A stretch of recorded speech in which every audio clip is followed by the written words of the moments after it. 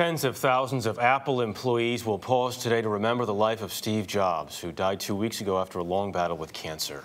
This as the public focus is actually starting to shift from Jobs, the visionary maverick, to Jobs, the billionaire investor. Here's CBS News correspondent John Blackstone. At Apple stores, those who admired Steve Jobs are still leaving messages in his memory.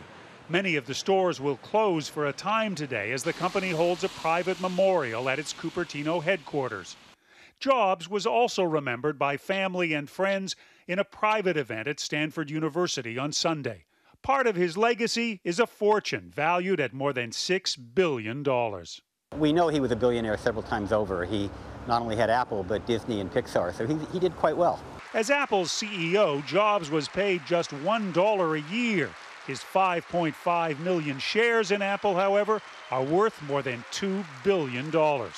What matters is that but his holdings in Disney and the animated filmmaker Pixar are worth even more, about $4.4 billion.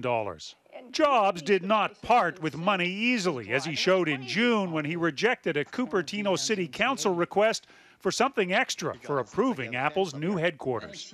Do we get a free Wi-Fi or something like that? Well, see, I'm a simpleton. I've always had this view that we pay taxes and the city should do those things. Jobs was not known as a philanthropist, though defenders say he may simply have run out of time.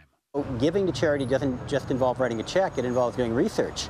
And he was a very busy guy. He not only was running Apple and Pixar, but he was fighting for his life the last several years. In spite of his riches, Steve Jobs lived relatively modestly here in Palo Alto.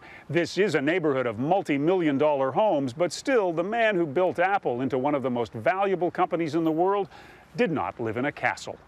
John Blackstone, CBS News, Palo Alto, California.